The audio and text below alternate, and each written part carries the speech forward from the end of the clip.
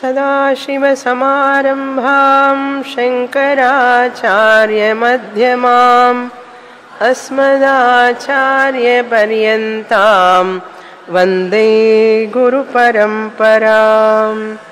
ఓం. క్రిందటి వారం 7వ అధ్యాయం పూర్తి చేశాం. ఈరోజు 8వ అధ్యాయంలో ప్రవేశిస్తాం. ఈ 8వ అధ్యాయం ఆరంభంలోని అర్జునుడు ప్రశ్న వేస్తున్నాడు. క్రిందటి 7వ అధ్యాయంలో కృష్ణ పరమాత్మ కొన్ని పేర్లని ఉదాహరించారు. అధ్యాత్మం, బ్రహ్మ, కర్మ, యజ్ఞ, అధిదైవం, అధిభూతం అని కొన్ని పదాలను ఉపయోగించారు కృష్ణ పరమాత్మ. అది ఎవరైతే తెలుసుకుంటారో అని చెప్పి అన్నారు. అన్న తర్వాత అంతకాల స్మరణం, మరణించేటప్పుడు మనిషి సగుణ ఈశ్వరుణ్ణి భగవంతుణ్ణి తలుచుకోవడం దాని ప్రాముఖ్యత, మరణ సమయంలో భగవత్ స్మరణం చేయడం దాని ప్రాముఖ్యత గురించి ఈ అధ్యాయంలో మనం చూడబోతున్నాం. ఆ ప్రశ్నలకు ఆధారంగా ఇప్పుడు అర్జునుడు ప్రశ్నలు వేస్తున్నాడు. అవి ఏమిటి? మీరేదో చెప్పారు కదా 7వ అధ్యాయంలో, వాటి గురించి తెలుసుకోవాలని ఉన్నది నాకు అని మొదలు పెడుతున్నారు. ఈ 7వ అధ్యాయం 12వ అధ్యాయం వరకు సగుణ ఈశ్వర ఉపాసన గురించే హైలైట్ చేయబడుతుంది. ఉపాసన ప్రాధాన్య షట్కం. ఎలాగైతే మొదటి 6 అధ్యాయాలు కర్మయోగ సాధన ప్రాధాన్యంగా చెప్పబడింది, మనిషి కర్మయోగం చెయ్యాలి అని. అదేవిధంగా ఇక్కడ 7, 8, 9, 10, 11, 12 అధ్యాయాలు భగవద్గీతలో ఉపాసన, ధ్యానం ఎట్లా చేయాలి, ఎవరి మీద చేయాలి, ఎందుకు చేయాలి, ఎలా చేయాలి, ఆ ధ్యానం మనం చేస్తున్న ధ్యాన వస్తువు ఏమిటి, అసలు ఆ భగవంతుడు ఎవరు, ఆయన స్వరూపం ఏమిటి. ఏదైనా చేస్తున్నాము అంటే దాని అర్థం తెలుసుకొని ఉండాలి. అర్థం లేని పని వ్యర్థం అంటారు తెలుగులో, అవునా? అర్థం లేకుండా ధ్యానం చేస్తున్నాను, ఎందుకు చేస్తున్నావు ధ్యానం, దేని మీద చేస్తున్నావు ధ్యానం, ఆ చేసే వస్తువు దాని విషయం ఏమిటి, దాని స్వరూపం ఏమిటి, అది తెలుసా అంటే ఏమీ తెలియదు నాకు, మనసు ప్రశాంతంగా ఉండాలనుకున్నాను, ధ్యానం చేస్తున్నాను అన్నావు. ఏం చేస్తున్నావు ధ్యానంలో? మనసులో ఆలోచనలు రాకుండా ఆపేస్తున్నాను అన్నాడు. ఇది ధ్యానం చేసేవాళ్ళు చెప్పేటటువంటి మాట. ఏం చేస్తున్నట్ట ధ్యానం అంటే? మనస్సులో ఏం ఆలోచన లేకుండా ఉంటే మనసు హాయిగా ఉంటుంది కదా, అందుకని ఒక్కొక్క ఆలోచనని రాకుండా చేస్తున్నాను అన్నట్ట. ఇది ధ్యానం అని ఎవరు చెప్పారు నీకు అసలు? చాలామంది చెప్తుంటారు, ఏమండి ధ్యానం చేసేటప్పుడు అనేకమైన ఆలోచనలు వస్తున్నాయండి, నాకు ఆలోచనలు రాకుండా ఉండాలంటే ఏం చెయ్యాలి అన్నాడు. ఏం చెప్తాం వాళ్ళకి? అసలు ధ్యానం చేయడం అంటే ఆలోచనలు రాకుండా ఉండడం అని ఎందుకు అనుకుంటున్నావు నువ్వు? అవునా? ధ్యానం చేయడం అంటే అసలు ఆలోచనలే రాకూడదు మనసులో అని అనుకోవడమే చాలా పొరపాటు, పెద్ద పొరపాటు. ఇలా చెప్పాలి, అలా చెప్తే కానీ అర్థం కాదు, పెద్ద పొరపాటు. ఇంకా అటువంటి పొరపాటు ఆలోచనలో ఉన్న నీకు ఎలా సమాధానం చెప్పాలి? చాలామంది ఇదే సమస్య, ధ్యానం చేసే వాళ్ళందరికీ సమస్య. అందుకని ధ్యానం ఎప్పుడు కూడా మనం గురుముఖంగా చక్కగా శాస్త్రబద్ధంగా నేర్చుకోవాలి. కానీ ఎక్కడ పడితే అక్కడ ధ్యానం ఎట్లా పడితే అలా చెయ్యకూడదు. ధ్యానం అనేటువంటిది శాస్త్ర ఆధారంగా ఉండాలి. ధ్యానం శాస్త్ర పద్ధతిలో ఉండాలి. దాన్ని క్లాసికల్ మెడిటేషన్ అంటారు. 7 నుంచి 12 అధ్యాయాల వరకు ఉపాసనేనండి. ఉపాసన అంటే ధ్యానం, సగుణ ఈశ్వర ఉపాసనం, సగుణ ఈశ్వర ధ్యానం. ఆ ఈశ్వరుడు అంటే ఎవరు అని చెప్పి 7వ అధ్యాయం చెప్పారు మనకు. ఈశ్వరుడు అనేవాడు పరాప్రకృతి అపరాప్రకృతి రెండు కలిస్తేనే ఈశ్వరుడు అని చెప్పారు. కనుక మనం తెలుసుకుంటున్నాం ఇప్పుడు ఈశ్వరుడు అంటే ఎవరు, దేవుడు అంటే ఎవరు. ఏ దేవుడి మీద నువ్వు ధ్యానం చేస్తున్నావు, ఆ దేవుడి స్వరూపం ఏమిటి, ఆయన లక్షణం ఏమిటి, అవన్నీ ఏం తెలియకుండా ఎలా ధ్యానం చేస్తావు? ఆయన చేస్తున్నాడు. ఇప్పుడు అర్థమైందా శాస్త్రం ఎందుకు చదవాలో? నువ్వు ధ్యానం చెయ్యాలన్నా, నువ్వు ధ్యానం చేసేటటువంటి ధ్యేయ వస్తువు తెలియాలన్నా, ఆ ధ్యానం స్వరూపం ఏమిటి, లక్షణం ఏమిటి, ఎలా చేయాలని తెలియాలన్నా కూడా భగవద్గీత చదివి తీరాలి. అందుకని భగవద్గీత చదవకుండా భగవద్గీత లేని ధ్యానం ఉన్నదనుకోండి, అది ధ్యానం కాదు, కావడానికి వీలు లేదు. రకరకాల పేర్లు పెడుతున్నారు కదా ధ్యానాలకి. ఇప్పుడు రకరకాల పేర్లు, ఎస్కేవై, కేఎఫ్వై, ఎన్నెన్నమో వై, కుండలిని యోగా, సహజ కుండలిని యోగా, సమాధి యోగా, పిరమిడ్ ధ్యానం, ఏమిటో రకరకాల ధ్యానాలు. నీ యొక్క గాలిని చూస్తూ ఉండు, గాలిని అబ్జర్వ్ చేస్తూ ఉండు. ఎంతసేపు చేస్తాం? అదొక ధ్యానం. విపశ్యనా ధ్యానం. విపశ్యన అంటే చక్కగా చూడు అని, గమనించు. ఏం గమనిస్తావు అంట? నీ శ్వాసని గమనించు. ప్రేక్ష ధ్యానం అదొక ధ్యానం. జైనులు చేసేదంతా ప్రేక్ష ధ్యానం, బౌద్ధులు చేసేదంతా విపశ్యనా ధ్యానం. ఇవి కాకుండా పిరమిడ్ ధ్యానం అని ఒకటి వచ్చింది. ఇప్పుడు పిరమిడ్ పెట్టుకొని ధ్యానం చేస్తారు. ఆ పిరమిడ్ ఏమిటి, ఎందుకు చేయాలి ధ్యానం, అసలు ఆ ధ్యానం ఏమిటంటే ఎవరు కనుక్కున్నారంటే పిరమిడ్ ధ్యానం ఏ శాస్త్రంలో చెప్పబడిందంటే చివరికి ఎక్కడొక్కడ కొటేషన్ చెప్తారు. అక్కడ చెప్పబడింది, అక్కడ చెప్పబడింది, అక్కడి నుంచే చేయొచ్చుగా, ఈ పేరు ఎందుకు మళ్ళీ? చాలామంది శాస్త్రంలో పేర్లు చెప్పుకోవడానికి ఇష్టపడరు, ఒప్పుకోరు. అందులోని కాపీ చేసి సొంత సాహిత్యం, ఇది నాది అని పేరు పెట్టుకుంటారు. చెప్పాను కదా ఒకసారి ఇట్లాగే అమెరికా నుంచి ప్రతి 6 నెలలకు ఒకసారి షిప్ వస్తుంది. ఆ షిప్లో 1200 మంది విద్యార్థులు ఉంటారు, 100 మంది లెక్చరర్లు ఉంటారు.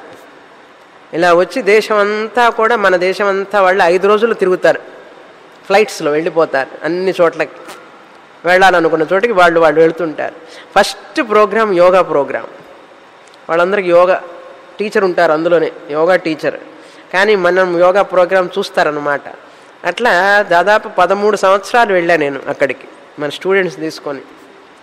అక్కడికి వెళుతూ ఉంటే మన కొంతమంది అడుగుతారు, అందులో షిప్లో వాళ్ళు అడగరు, అమెరికన్స్ అడగరు, ఇక్కడ మన వాళ్ళు షిప్ దగ్గర నుంచున్న వాళ్ళు అడుగుతారు.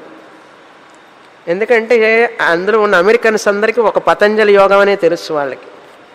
పతంజలి యోగం అనేదే వాళ్ళకి తెలుసు. ఇక్కడ ఉన్న మన వాళ్ళు ఉన్నారు సరే, కొంచెం పైత్యం అనమాట ఎక్కువ. వీళ్ళందరూ మీ యోగా పేరేమిటండి అని అడుగుతాడు. వీడు ప్రాక్టీస్ చేయడు, ఆసనాలు తెలియదు, సూర్య నమస్కారాలు తెలియదు. ఆ షిప్లో మొత్తం ఆల్మోస్ట్ ఆల్ పీపుల్ వాళ్ళందరూ ఎక్సలెంట్గా యోగా చేసేవాళ్ళే. వాళ్ళు ఎప్పుడు నన్ను అడగలేదు మీ యోగా పేరేమిటని. అన్ని సంవత్సరాలు వెళితే షిప్లో ఎవ్వరు ఒక్కళ్ళు అడగలే నన్ను. ఈ యొక్క షిప్ బయట నుంచున్నటువంటి మనవాళ్ళు, ఆయన ఒక అడ్మినిస్ట్రేటర్ ఆఫీసర్, మీ యోగా పేరేమిటండి అన్నాడు. నా యోగా పేరేమిటి, నేనెందుకు యోగా పేరు పెట్టడం, పతంజలి యోగం పేరు పతంజలి యోగమే. కాదు కాదు, అందరూ పవర్ యోగా అని ఇట్లాంటి పేర్లని పెడుతున్నారు కదా, అట్లాగే మీ యోగాకు కూడా ఏమైనా పేరు ఉందా అని అడిగాడు. నాయన ఏ పేర్లు పెట్టక్కర్లేదు, పతంజలి చెప్పిన యోగాన్ని సరిగ్గా నేర్చుకొని అభ్యాసం చేసి అది చెప్పితే ఈ జీవితానికి సార్థకం అవుతుంది. ఏ కొత్తగా ఎటువంటి యోగాలు కనుక్కోవాల్సిన అవసరమే లేదు అని చెప్పాను నేను. అదేవిధంగా ధ్యానం కూడా రకరకాల ఇన్స్టిట్యూషన్స్ రకరకాలుగా కనుక్కొని జనాన్ని రకరకాలుగా భ్రమలు పెట్టి రకరకాల కంప్లైంట్స్తో వస్తుంటారు. ఆ చెప్పిన ఆయన ఎక్కడున్నాడంటే ఆస్ట్రేలియా వెళ్ళిపోయినాడు అంటాడు. ఎవరి దగ్గర నేర్చుకున్నామంటే ఒక ఫారినర్ నేర్పాడండి నాకు అంటాడు. ఇండియాలో ఎవరు లేరా ధ్యానం నేర్పడానికి? నేను కథ చెప్పడం లేదు. కొంతమంది వచ్చి అడిగారు నన్ను, ఏమండి కుండలిని ధ్యానం నేర్చుకున్నాను, ఆయన వెళ్ళిపోయినాడు అమెరికా, ఆస్ట్రేలియా వెళ్ళిపోయినాడు, కుండలిని ధ్యానం వచ్చి కుండలిని సగం లేచింది, సగం లేచిన తర్వాత అది దిగటం లేదు, పైకి రావడం లేక కష్టపడుతుంటే నా దగ్గరికి వస్తే నన్ను ఏం చేయమంటారు ఇప్పుడు అని అడిగితే నేను అన్నాను, అమ్మ ఆ గురువు గారు ఎవరైతే నేర్పారో ఆయన దగ్గరికే వెళ్ళు, ఎందుకంటే చెప్పిన గురువు దగ్గరికే వెళితేనే వాళ్ళే కరెక్ట్ చేస్తారంటే ఆయన లేరండి ఇప్పుడు ఇక్కడ ఆస్ట్రేలియా వెళ్ళిపోయినారన్నాడు. ఎందుకు ఆస్ట్రేలియా వెళ్ళిపోయానంటే ఆయన ఆస్ట్రేలియా అయినా అన్నది. ఆస్ట్రేలియా ఆయన దగ్గర నువ్వు గుండలిని ఎందుకు నేర్చుకోవడం? ఫారినర్స్ నేర్పితే నేర్చుకుంటారు. ఎక్కడో గురువు ఉండి ఇక్కడ కొండలిని నువ్వు చేస్తూ కష్టపడుతూ ఎందుకు ఈ ధ్యానం? ఆశ జనానికి. ఏం ఆశ అది? మంచి ఆశ, దురాశ, అత్యాశ. కనుక ఏ ధ్యానాలు ఏవి మనం చేసే ముందు జాగ్రత్తగా వాళ్ళకి ఎవరు గురువు ఫస్ట్ అడగండి. 100కి 99 పాళ్ళు వాళ్ళకి గురువు ఉండరు. ఈ ధ్యానం సెంటర్లో పెట్టుకొని చూస్తున్నారు చూసారా, వీళ్ళందరూ ఎక్స్పర్ట్స్ అయిపోయి పెద్దగా పాపులర్ అయిన వాళ్ళు, వాళ్ళకి గురువు ఉండరు. ఆయన స్వయం గురువుట, కాలర్ రైజ్ చేసి స్వయం గురువు. ఆయన గురువు అక్కర్లేదండి, ఆయన ఎక్స్పర్ట్. గురువు లేని గురువుని మనం ఒప్పుకోం, అది విషయం. గురువు లేని గురువు గురువు కాదు. అర్థమైందా? ఈ పదాలకి మనం బాగా అర్థం కావాలంటే ఇంకా 10 సంవత్సరాలు వినాలి శాస్త్రం. గురువు లేని గురువు గురువు కాదు. ఒకవేళ ఆయనకు గురువు ఉన్నాడు, ఆయనకు గురువు ఉన్నాడా అది తెలియదండి అన్నాడు. తెలుసుకో అన్నాడు. గురువు ఉండి తీరాలి. గురువు ఉండాలి. తండ్రి ఉన్నాడా? తండ్రికి తండ్రి ఉన్నాడా? ఉండి తీరాలి. ఉంటేనే క్షేమం, లేకపోతే క్షేమం కాదు. కనుక మన దేశంలో కొల్లలుగా పెరిగిపోతున్నాయి ఇట్లా ధ్యానం సెంటర్లు. కృష్ణ పరమాత్మ చెప్పిన ధ్యానం చేయవయ్యా అంటే అదంతా రిలీజియన్ అండి. మేమంతా సెక్యులర్. సెక్యులర్ అయితే ఏంటి? కృష్ణ ధ్యానం చెప్పకూడదు, కృష్ణుడు చెప్పింది చెప్పకూడదు. అయితే ఏం చేస్తావు? కృష్ణుడి ఫోటో ఉండకూడదు, శివుడి ఫోటో ఉండకూడదు. ఎందుకంటే మా మెడిటేషన్ సెంటర్కి అందరు వస్తారు. అందరు ఎవరు వస్తారు? ఆ మతం వాళ్ళు వస్తారు, ఈ మతం వాళ్ళు వస్తారు. ఆ మతం వాళ్ళు వస్తే అది కూడా పెట్టు, వాళ్ళది కూడా పెట్టు అండి. ఇవన్నీ ఎందుకులేండి, అందుకని ఏం పెట్టడం లేదు. మరి దేని మీద చేస్తావయ్యా ధ్యానం అంటే? ఆత్మ మీద చేస్తామండి ధ్యానం అన్నాడు. ఆత్మధ్యానం చెయ్యాలంటే ఆత్మ గురించి తెలియాలి కదా. ఆత్మ గురించి తెలియకుండా ఆత్మధ్యానం ఎట్లా చేస్తావు? అవన్నీ వద్దులేండి, అడగకండి.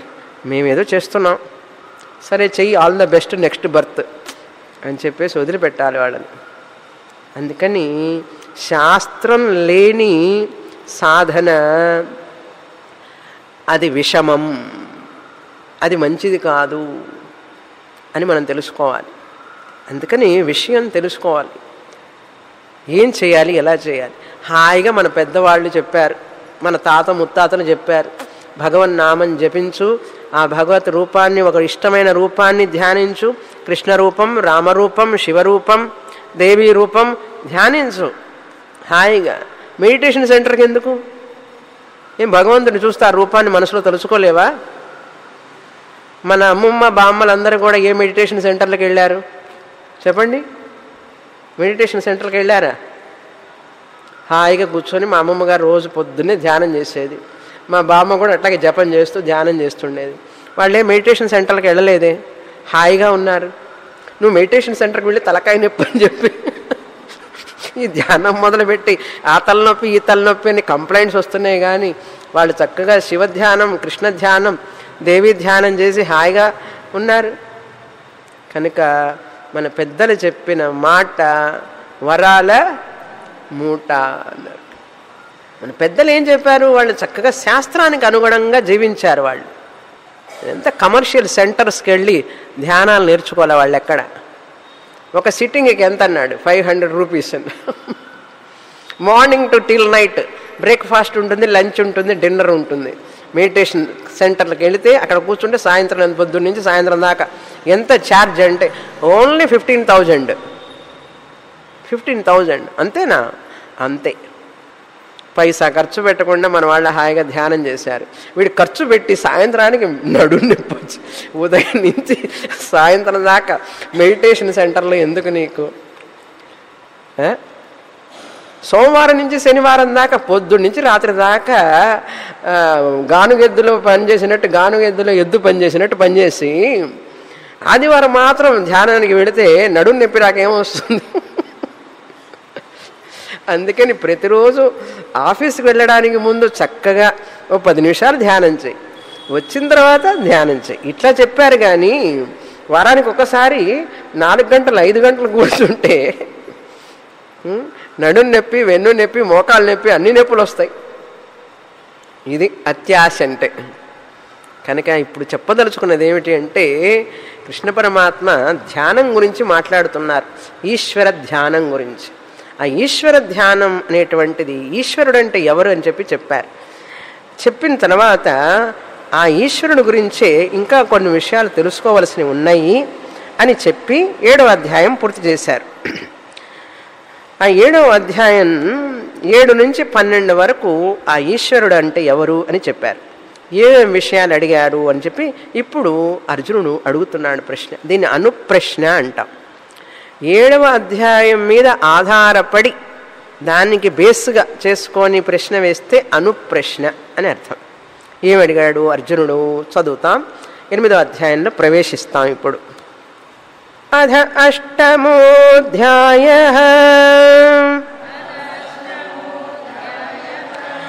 అర్జున ఉవాచ కిం తద్బ్రహ్మ కిమధ్యాత్మం కిం కర్మ పురుషోత్తమా అధిభూతం చ కిం ప్రోక్తం అధిదైవం కిముచ్యతే.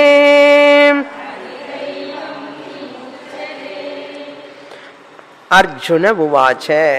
అర్జునుడు ప్రశ్నిస్తున్నాడు కృష్ణ పరమాత్మని. 7వ అధ్యాయంలో 29-30 శ్లోకాల్లో ఏదో చెప్పావు, ఆ మాటలు ఏమిటో నాకు ఇంకా తెలుసుకోవాలని ఉన్నది. కిం తద్బ్రహ్మ, ఎక్కడండి 7వ అధ్యాయం అడగండి. ఈ చివరి భాగంలోనే క్రిందటి వారం చూశాం. కిం తే బ్రహ్మ విదుహు అన్నారు 29వ శ్లోకంలో 2వ లైన్లో. తే బ్రహ్మ విదుహు కృష్ణం అధ్యాత్మం కర్మ అఖిలం కర్మ అని అన్నారు కృష్ణ పరమాత్మ. ఇప్పుడు అర్జునుడు ప్రశ్నిస్తున్నాడు, కిం తద్బ్రహ్మ, ఆ బ్రహ్మం అంటే ఏమిటి కాస్త చెప్పు అన్నారు. ఆ బ్రహ్మాన్ని గురించి చెప్పవలసినది అన్నారు. కిం తద్బ్రహ్మ అన్నారు. మొదటి ప్రశ్న కిం అధ్యాత్మం. ఆ ప్రశ్నల్ని మళ్ళీ 3 అడుగుతున్నాడు అర్జునుడు. కృష్ణుడు చెప్పినటువంటి మాటలనే ప్రశ్న రూపంగా ప్రశ్నిస్తున్నాడు. అధ్యాత్మం అంటే ఏమిటి అన్నారు. అధ్యాత్మం అంటే ఏమిటి చెప్పవలసినది. 3వ ప్రశ్న కిం కర్మ, కర్మ అంటే ఏమిటి, కర్మ అంటే ఏమిటి అర్థం చెప్పవలసినది నాకు. కిం అధిభూతం ఉచ్యతే, అధిభూతాన్ని దేన్ని అంటారు, అధిభూతం కిముచ్యతే, అధిభూతం అనేది దేన్ని అంటారు, అది 30వ శ్లోకంలో వస్తుంది. 7వ అధ్యాయం 30వ శ్లోకంలో.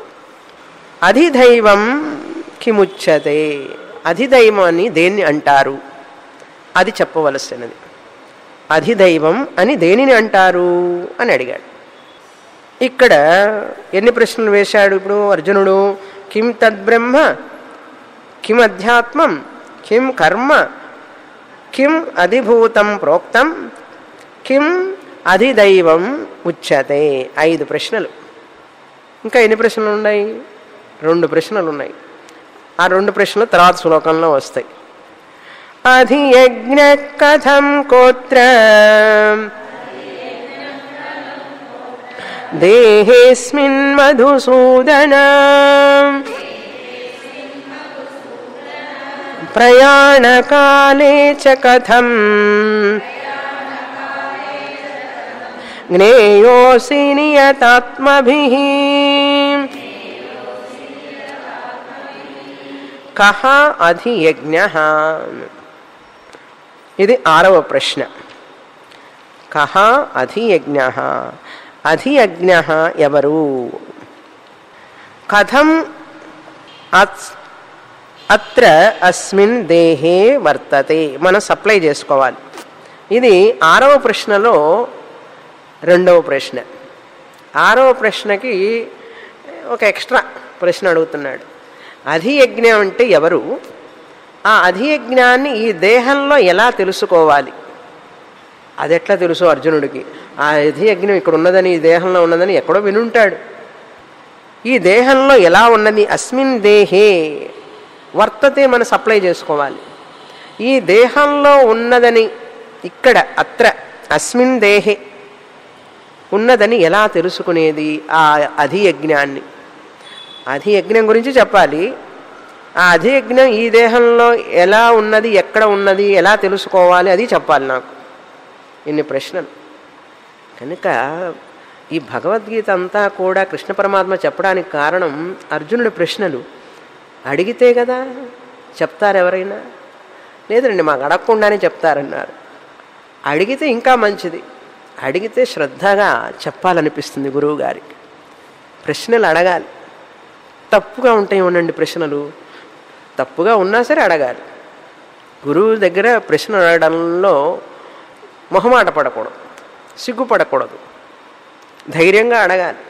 మనసులో ఏమేమి ప్రశ్నలు వస్తాయి అన్నీ అడిగేసేయాలి. అప్పుడు మనకు ఎంత కన్ఫ్యూషన్ ఉందో భగవంతుడిది గురువు గారికి తెలుస్తుంది మనకు ఎంత కన్ఫ్యూషన్ ఉందో. పర్వాలేదు, ఉంటే ఏముంది, గురువుగారు దేనికి ఉన్నారు? మనకున్న ఆలోచనలు ఏవైనా సంశయాలు ఉంటే మన దగ్గర సరిగా లేకపోతే మనం తెలుసుకోవడానికే కదా. కనుక గురువుగారి దగ్గర అడగడంలో మనం సంశయించకూడదు, భయపడకూడదు. నేను అడిగే ప్రశ్నలు తప్పుగా ఉంటాయేమో అని భయపడకూడదు, ధైర్యంగా అడగాలి. ఒకవేళ సరిగా అడిగా అనుకోండి, మంచి ప్రశ్న వేస్తే ఆహా మంచి ప్రశ్న వేశాడు అంటారు గురువుగారు. సరిగా అడగకపోతే సరిగా వేసే విధంగా నేర్పుతారు మనకు. ఏదైనా రెండు విధాలు మనకు మంచిదే కదా, మనం ఎదుగుతాం గురువు దగ్గర. కనుక గురువు దగ్గర ఎప్పుడు మొహమాటం, సిగ్గుపడటం అదే అట్లాంటివన్నీ ఉండకూడదు, ధైర్యంగా ఉండాలి అని చెప్తాం. కానీ నా గురువుగారి దగ్గర నేను భయపడతాను. భయపడవచ్చు అంటే ప్రశ్న వేయడానికి వెనుకాడకూడదు. అన్నిటికీ వెనుకాడితే మనం నేర్చుకోలేము. కొంత భయభక్తి ఉండాలి, కానీ మరీ భయపడుతూ ఉంటే అస్సలు అడగకపోతే తెలియదు. సంశయాలన్నీ అట్లాగే ఉంటాయి. కనుక అర్జునుని దగ్గర నుంచి నేర్చుకోవాలి మనం ఆ విషయం. మనమైతే ఏం చేస్తాం, వదిలిపెట్టేసి వెళ్ళిపోతాం. అర్జునుడు వదిలిపెట్టలే. ఇందాకేందో బ్రహ్మని చెప్పు దాని గురించి, మీరు ఏదో పదం వాడారే ఆ పదానికి అర్థం చెప్పండి అని అడగాలి గురువుగారిని. ఇందాక 7వ అధ్యాయంలో కిం బ్రహ్మ అనేదో చెప్పావు, కర్మ అన్నావు, ఏమిటో నాకు అవి ఏమి తెలియదు, చెప్పు. ఊరికి చెప్పంగానే సరే మాటలు నాకు చెప్పాల్సిందన్నారు. అందుకని గురువే తల్లి, గురువే తండ్రి, గురువే ఎవ్రీథింగ్ మనకు.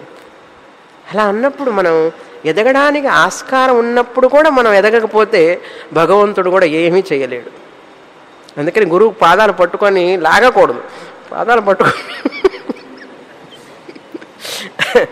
పాదాలు పట్టుకొని సేవ చేసి గురువుని ఆరాధించి భక్తితో ఆయన దగ్గర ఉన్న జ్ఞానమంతా తీసుకోవాలి.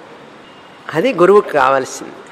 వాళ్ళకున్న జ్ఞానాన్ని పంచిపెట్టడానికే కదా ఎవరికైనా కూడా. ఏ లెక్చరర్ అయినా కూడా ఏం చేస్తారు, వాళ్ళకున్న జ్ఞానాన్ని ఇవ్వాలని కోరుకుంటారు. అర్జునుడు కృష్ణుడిలో ఉన్న జ్ఞానాన్ని మొత్తాన్ని బయటికి లాగుతున్నాడు. చూసారా, అర్జునుడి పుణ్యమాని మనం తెలుసుకుంటున్నాం, తెలుసుకోకుండా ఏదో తెలుసుకోవడానికి ప్రయత్నం చేస్తున్నాం. అర్థమయ్యి అర్థం కాక కష్టపడుతూ ప్రయత్నం చేస్తున్నాం కదా. ఏదో వస్తున్నారు క్లాసుకి, అదే పెద్ద విషయం, సామాన్యం ఏం కాదు. భగవద్గీత అర్థం చేసుకోవడం అంటే ఇట్స్ నాట్ ఏ జోక్. అందరూ అనుకుంటారు భగవద్గీతే కదా అంటారు. ఒక్క శ్లోకంలో ఒక్క అర్థాన్ని నువ్వు మనసులోకి ఎక్కించుకొని జీర్ణం చేసుకునేటప్పటికీ తెలుస్తుంది ఎంత కష్టం అనేది. చదివితే నిండా మునిగితే కానీ లోతు తెలియదు అంటారు చూసారా. పైపైన చదివే వాళ్ళకి ఏమీ తెలియదు.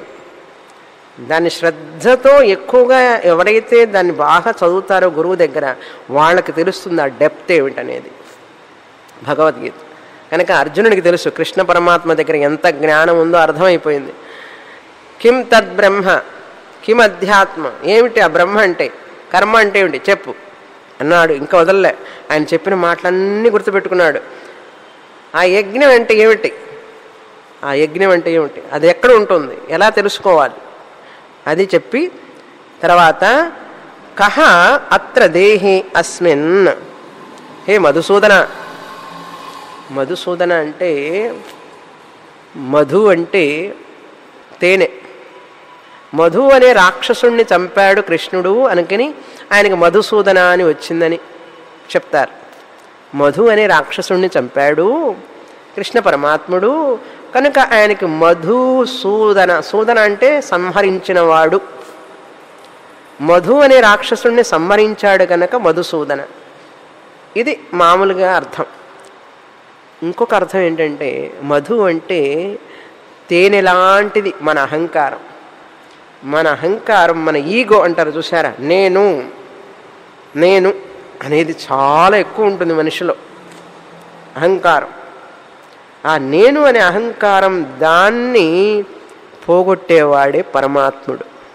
అది ఇక్కడ మధుసూదన అంటే మనం ఆ అర్థం తీసుకోవాలి.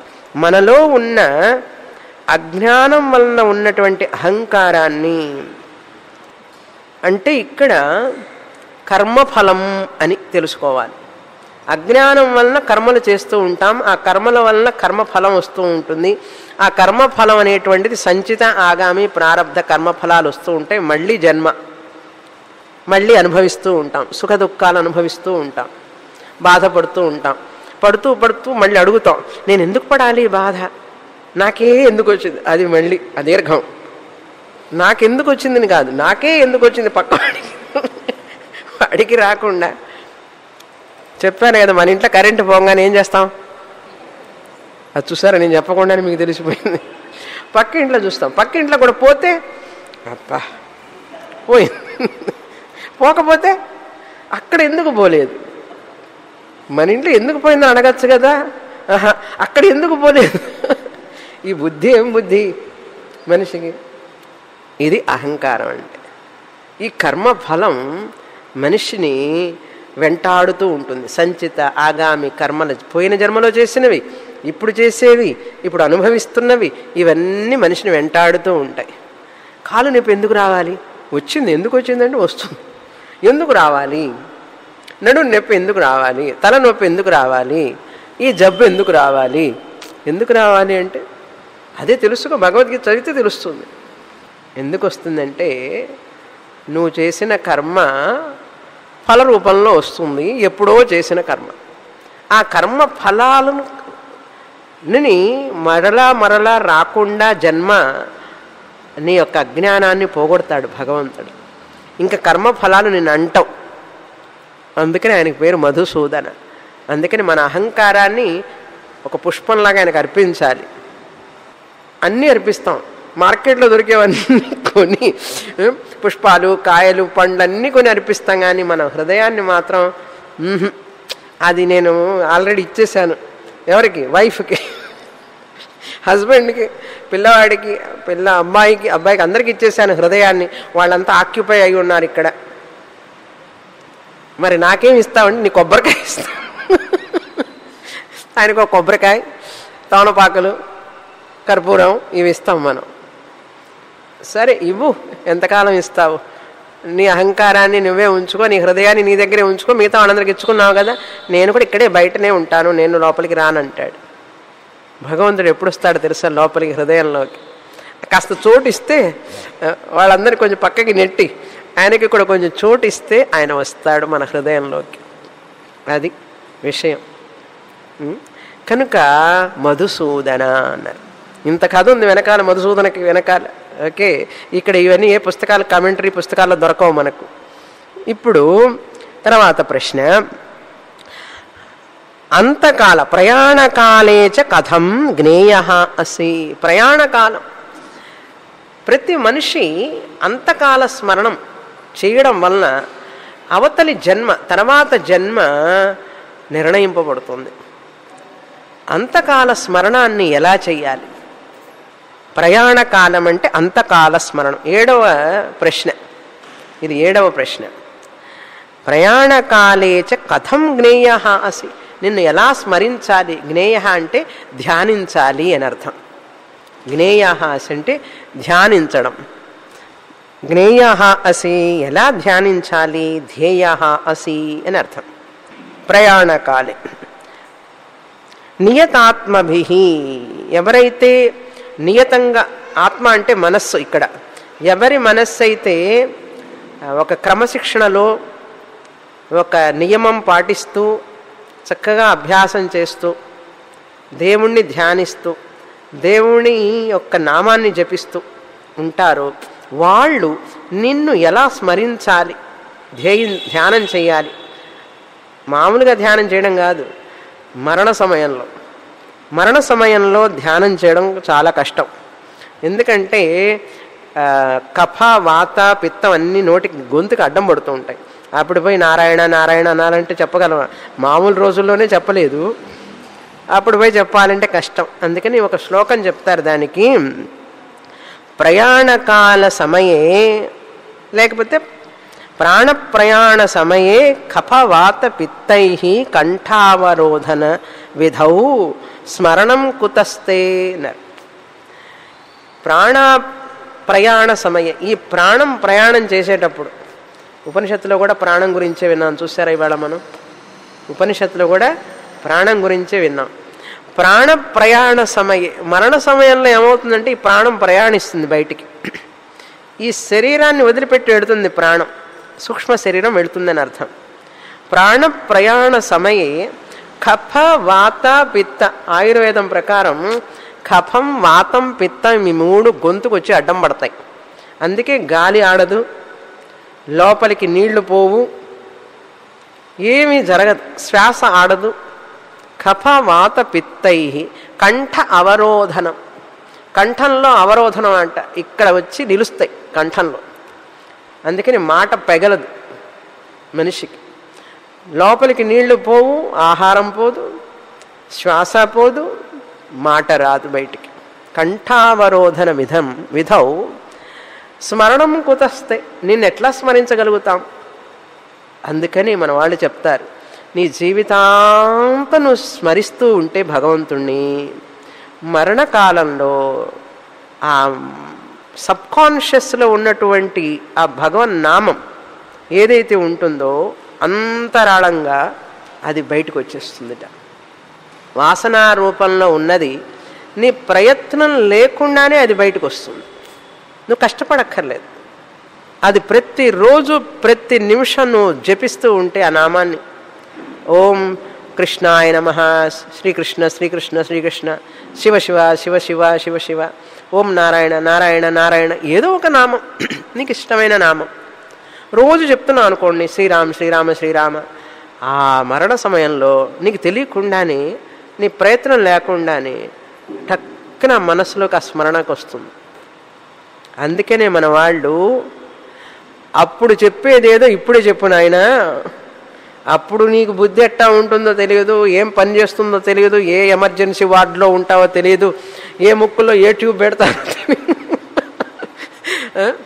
ఎక్కడెక్కడ ఎన్ని ట్యూబులు పెడతారో తెలియదు, నర్సులు డాక్టర్లు అందరూ చుట్టూ మూగుంటారు, అప్పుడు నీకు గుర్తు రావడం కష్టం.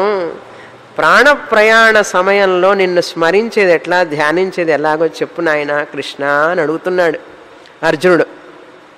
చూశారా, మన కోసం 7వ ప్రశ్న ఇది, ఎలా ధ్యానించాలి చెప్పవలసినది. తర్వాత మన కృష్ణ పరమాత్మ ఇప్పుడు వీటన్నిటికీ సమాధానం చెప్పబోతున్నారు. 6 ప్రశ్నలకి 2 శ్లోకాల్లో చెప్పేస్తారు సమాధానం. చెప్పి 7వ ప్రశ్నకు మాత్రం అధ్యాయం అంతా చెప్తారు. ప్రయాణకాల స్మరణానికి మొత్తం చాప్టర్.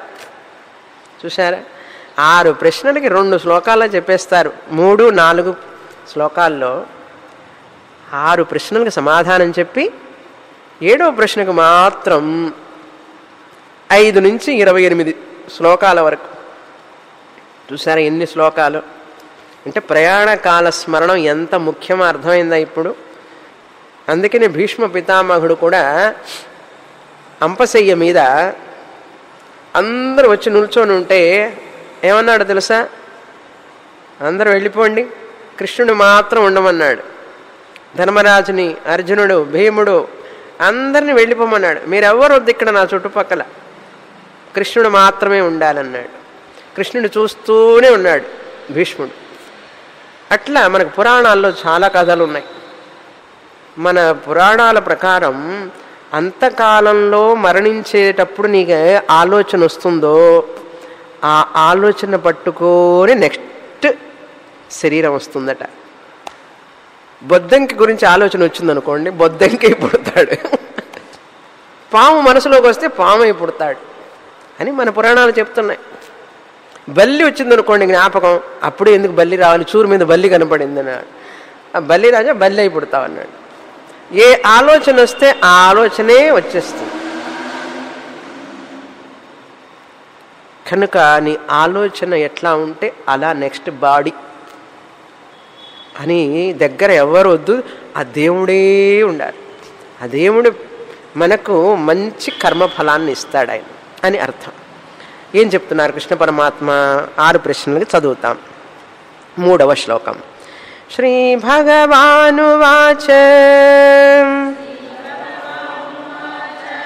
అక్షరం బ్రహ్మ పరమం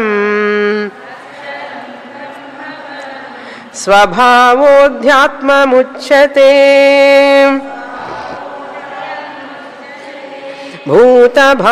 భూతభావోద్భవకరః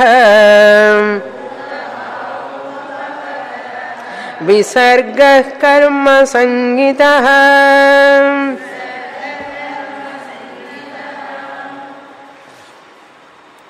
మొదటి ప్రశ్నకి సమాధానం. అక్షరం బ్రహ్మ పరమం. బ్రహ్మం అంటే ఏమిటి అని అడిగావు కదా. బ్రహ్మం అంటే ఏమి లేదు, పరమం అక్షరం, దాన్నే బ్రహ్మము అంటాం.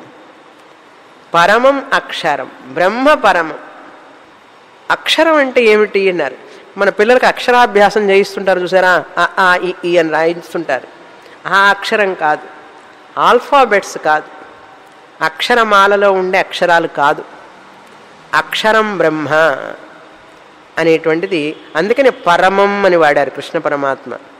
పరమం అనే విశేషణం వాడడం వలన నువ్వు చెప్పే ఆ ఈ ఊ కాదు అక్షరం అంటే.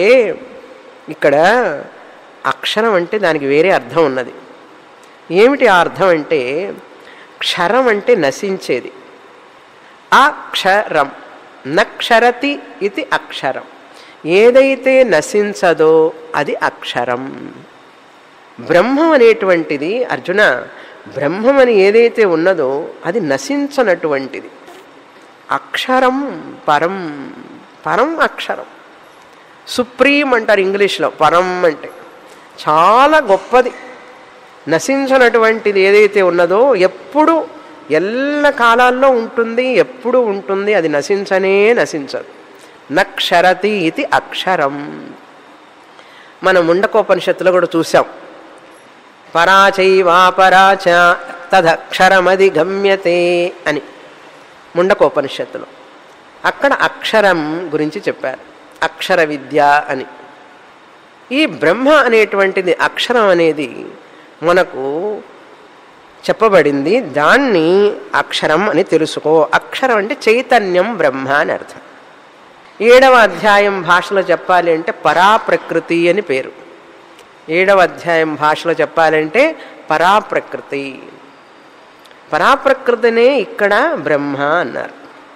అక్షరం బ్రహ్మ అని అవ్వారు. సో మొదటి ప్రశ్నకి సమాధానం అయిపోయింది. ఇంకంతే, ఇంక మళ్ళీ చెప్పరు ఆయన.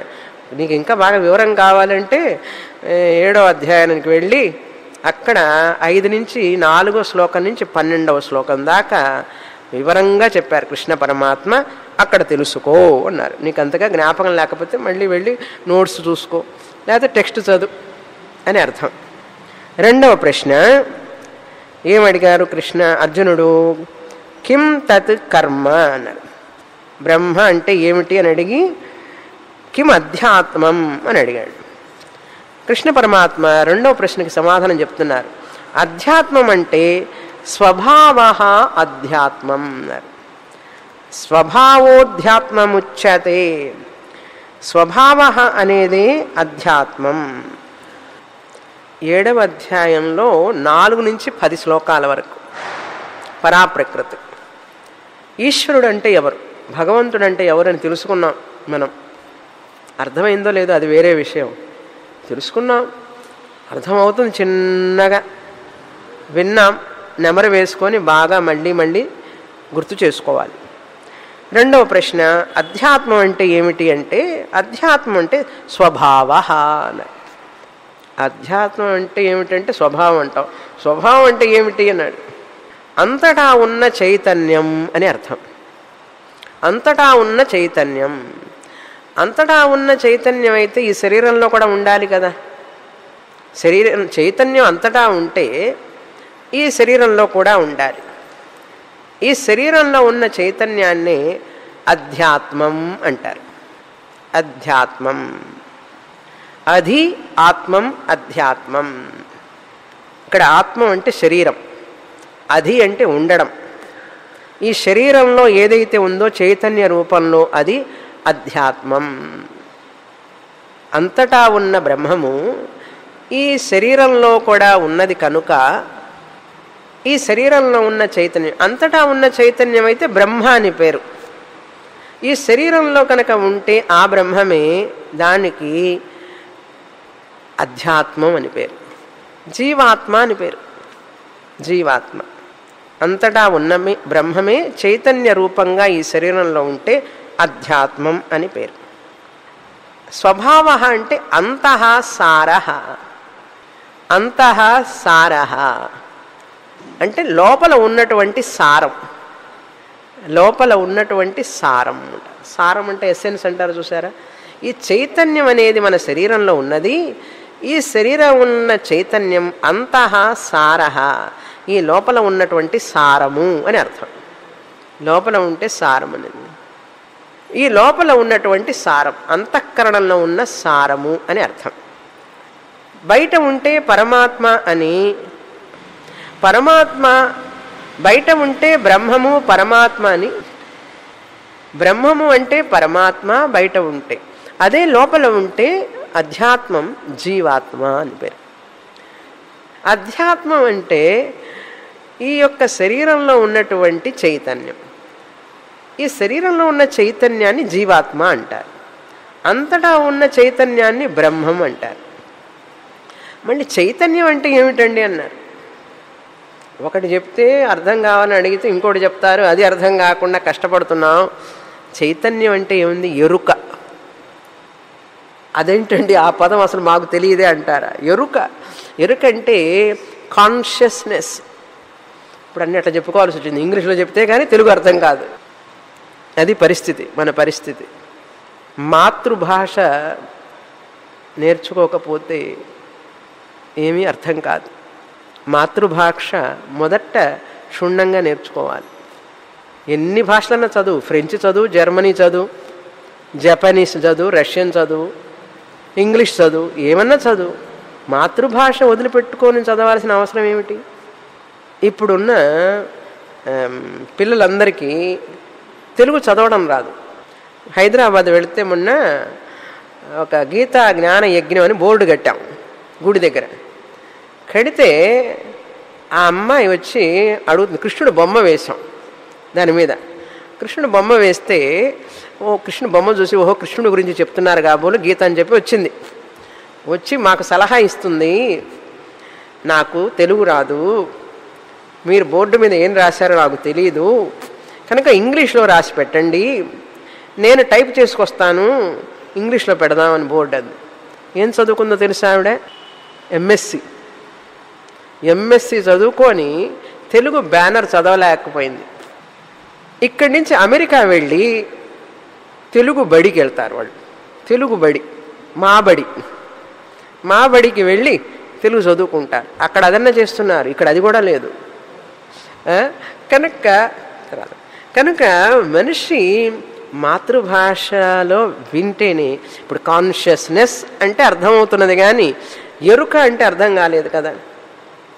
ఎరుక అంటే చైతన్యం, చేతనత్వం. ఈ చేతనం అనేటువంటిది ఈ శరీరంలో ఉన్నది. ఈ శరీరంలో ఉన్న చైతన్యాన్నే బ్రహ్మ అని బయట అంటాం, ఇక్కడ అధ్యాత్మం అంటాం. ఇంకొక విషయం, మనం ఆధ్యాత్మిక సాధన అంటుంటాం చూసారా, విన్నారా? ఆధ్యాత్మిక సాధన అనే మాట తెలుగులో మనం వాడతాం. స్పిరిచువల్ ప్రాక్టీస్, స్పిరిచువల్ సాధన, ఆధ్యాత్మిక సాధన. ఆధ్యాత్మికం అంటే ఏమిటి అర్థమైందా? ఆధ్యాత్మిక అనే పదం అర్థం చేసుకోవడానికి 60 ఏళ్ళు పడుతుంది. చిన్నప్పుడు ఎవరు మనకు అధ్యాత్మం అంటే ఏమిటి చెప్పలేదు, ఆధ్యాత్మికం అంటే అంతకంటే చెప్పలేదు. కనుక ఆధ్యాత్మికం అనేటువంటిది ఎలా వచ్చిందో తెలుసా అసలు ఆ పదం? ఆధ్యాత్మికం అనేది ఎలా వచ్చింది అంటే ఈ అధ్యాత్మం నుంచి వచ్చింది ఆధ్యాత్మికం. నాలో ఉన్న ఈ చైతన్యాన్ని గురించి నేను తెలుసుకోవాలని చేసే సాధన ఆధ్యాత్మిక సాధన. ఇప్పుడు అర్థమైందా? అదే అండి స్వామిని ఇంతకాలంగా మాకు తెలియదు. నిజంగా తెలుసా? తెలియదు కదా. ఆధ్యాత్మిక సాధన అనేది తెలుగులో మనం బాగా వాడుతుంటాం. ఆధ్యాత్మిక అంటే స్పిరిచువల్. కాస్త చదువుకొని గ్రాడ్యుయేషన్ అయి పోస్ట్ గ్రాడ్యుయేషన్ అయితే ఆధ్యాత్మిక అంటే స్పిరిచువల్ అంటాం. ఆధ్యాత్మిక అనేదాన్ని స్పిరిచువల్ అని ఎందుకు అనాలి, స్పిరిచువల్ అనేదాన్ని ఆధ్యాత్మికం ఎందుకు అనాలి? అసలు ఆత్మకం అంటే ఏమిటి? ఇది కిమధ్యాత్మం స్వభావ. స్వభావ అంటే ఏమిటి? నా స్వభావం ఏమిటి? చైతన్యం. చైతన్యం నా స్వరూపం. కనుక ఆ చైతన్యం ఈ శరీరంలో లోపల ఉన్నది, అదే అధ్యాత్మం. స్పిరిట్ అంటారు ఇంగ్లీష్లో. ఆ చైతన్యాన్ని, అధ్యాత్మాన్ని, ఎరుక్కని తెలుసుకోవడం కోసం చేసే సాధన ఆధ్యాత్మిక సాధన. చాలా సంతోషంగా ఉంది నాకు. చెప్పుకునే అవకాశం మీరు నాకు ఇచ్చారు కదా. మీరందరూ లేకపోతే నేనేం చేస్తాను కూర్చొని? I have to thank all of you first. ఆధ్యాత్మిక పురోభివృద్ధి అంటుంటారు. నువ్వు ఆధ్యాత్మికంగా ఎదగాలి. ఎక్కడికి ఎదుగుతావు? హిమాలయాలకు పోతావా? ఆధ్యాత్మికంగా ఎదగడానికి ఎక్కడికి పోవాలండి? నీలో ఉన్న ఆత్మని, అధ్యాత్మం, చైతన్యాన్ని, జీవాత్మ రూపంలో ఉన్న చైతన్యాన్ని తెలుసుకోవడానికి ఎక్కడికో వెళ్ళక్కర్లేదు. ఈ భగవద్గీత చెప్పే గురువుల దగ్గరికి వెళితే వాళ్ళు చెప్తారు. అర్జునుడు ప్రశ్న వేశాడు, కృష్ణ పరమాత్మ చెప్తున్నాడు. అధ్యాత్మం స్వభావ చైతన్యం జీవాత్మ ఈ శరీరంలో ఉన్నది. అది రెండవ ప్రశ్నకి సమాధానం. అంతః సారం. అంతః సారం ఏమిటి? చైతన్యం. ఈ శరీరం, మనసు, బుద్ధి కాదు సారం. దీని లోపల ఉన్నది చైతన్యం. ఆ చైతన్యం ఉండడం వలన ఎరుక. పేపర్లో చూశారు, క్లాసుకు వచ్చారు, ఏదో పేపర్లో చూశారు, వచ్చారు. ఎలా చూశారు? ఎరుక. తెలుసుకున్నారు. ఆ తెలుసుకోవడం అనేది చైతన్యం. తెలుసుకునే కదా వచ్చారు. కానీ తెలుసుకోవడం అనేదే చైతన్యం. ఆ చైతన్యమే అధ్యాత్మం. ఇక్కడ ఆ అధ్యాత్మం అనేది తెలుసుకోవడానికి పూర్తిగా భగవద్గీత మనకు. మూడవ ప్రశ్న ఏమిటి అంటే, అధ్యాత్మం అంటే మనం జీవాత్మ అని చెప్పేస్తాం చివరికి. సమష్టి అయితే పరమాత్మ, వ్యష్టి అయితే జీవాత్మ. ఒక బ్రహ్మ చైతన్యానికి ఇన్ని పేర్లు ఏమిటి? బయట బ్రహ్మం అంటారు, ఇక్కడేమో జీవుడు అంటారు, అధ్యాత్మం అంటారు. ఎందుకండి ఇన్ని పేర్లు? ఒకే వ్యక్తి భార్య దృష్ట్యా భర్త, కొడుకు దృష్ట్యా తండ్రి, ఆయన తండ్రి దృష్ట్యా కొడుకు. ఆయనకి ఇన్ని పేర్లు ఎందుకండి చెప్పండి? ఒకే వ్యక్తికి భర్త అని, తండ్రి అని, కొడుకు అని ఇన్ని పేర్లు ఎందుకు? Stand point. ఆవిడ దృష్టిలో, కొడుకు దృష్టిలో, తండ్రి దృష్టిలో. అదేవిధంగా బాహ్య ప్రపంచ దృష్టిలో చైతన్యం బ్రహ్మ, శరీర దృష్టిలో అధ్యాత్మం. అర్థమైందా? మీకు ఎందుకండి ఇంతమంది దేవుళ్ళు ఉన్నాడు? నీకేమిటి కష్టం? నాకు ఇంతమంది దేవుళ్ళు ఉంటే నీకేమిటి కష్టం? మాకు చాలా పనులున్నాయి, చాలా కావాలి మాకు, అందుకని చాలా పేర్లు పెట్టుకుంటాం. ఒకే దేవుడు అనేక పేర్లు పెట్టుకొని పిలుచుకుంటాం. మాకు అదొక ఆనందం. విఘ్నాలు రాకుండా ఉండడానికి విఘ్నేశ్వరుని పెట్టుకుంటాను, డబ్బులు కావాలంటే లక్ష్మీ అని పెట్టుకుంటాను, చదువు కావాలయ్యా ఆ భగవంతుడికే సరస్వతి అని పెట్టుకుంటాను, శక్తి కావాలయ్యా ఆ భగవంతుడికే పార్వతి అని పెట్టుకుంటాను. నీకేమిటి కష్టం? నాకు ఇంతమంది దేవుడు అన్న నీకెందుకు ఈర్ష్య? ఏమంటే మాకు ఒక్కడే కదండి దేవుడు, మీకు మాత్రం 33 కోట్ల దేవతల. అవును, 33 ఏమిటి, ఇంకా ఎక్కువే ఉండుంటారు. ఎంత ఫెసిలిటీ చూడండి. ఇది అనుభవించడం చేతగాక ఏమండి 14 భాషలు ఉండడం గొప్ప, అది బలహీనమా? మన దేశంలో 14 భాషలు ఉన్నాయి, అవునా? ఇప్పుడు తెలుగు భాష అనేటప్పుడు పరిగెత్తుకుంటూ వచ్చారా లేదా ఇక్కడికి? ఏమండి ఇన్ని భాషలు ఎందుకండి అంటారా? చెప్పండి, ఇన్ని భాషలు ఎందుకు, ఇన్ని రకాల ఆచారాలు ఎందుకు, ఇన్ని రకాల ఇవన్నీ ఎందుకంటే that is the greatness of our country. అనేక భాషలు ఉన్నా కూడా ఒకే సంస్కృతి. భగవంతుడు అనేక పేర్లు ఉన్నా కూడా ఒకే దేవుడు. అర్థమైందా? How great we are. హిందువులంటే చాలా గొప్ప. అర్థమైందా? ఇప్పుడు అన్ని భాషల్లో మాట్లాడతాం, అన్ని భాషలు నేర్చుకుంటాం, అన్ని భాషలు మావే. 14 భాషలు. ప్రపంచంలో ఏ దేశంలో ఇక్కడ ఇన్ని భాషలు ఉన్నాయో చెప్పండి మీరు? ఊరికే భాష మాత్రమా? 14 భాషలు స్క్రిప్టుతో ఉన్నవి. స్క్రిప్ట్ లేని భాషలు ఎన్ని ఉన్నాయో తెలుసా? కొంకణి, సౌరాష్ట్ర, వాటికి స్క్రిప్ట్ లేదు, అయినా భాషలు ఉన్నాయి. ఇదంతా కూడా భగవత్ స్వరూపమే. కనుక తెలుసుకోవడం అనేది ఎరుక అంటారు. వచ్చే వారం చూస్తాం మిగతా. పూర్ణమదః పూర్ణమిదం పూర్ణాత్ పూర్ణముదచ్యతే పూర్ణస్య పూర్ణమాదాయ పూర్ణమేవావశిష్యతే. ఓం శాంతి శాంతి శాంతి. హరి ఓం. శ్రీ గురుభ్యో నమః.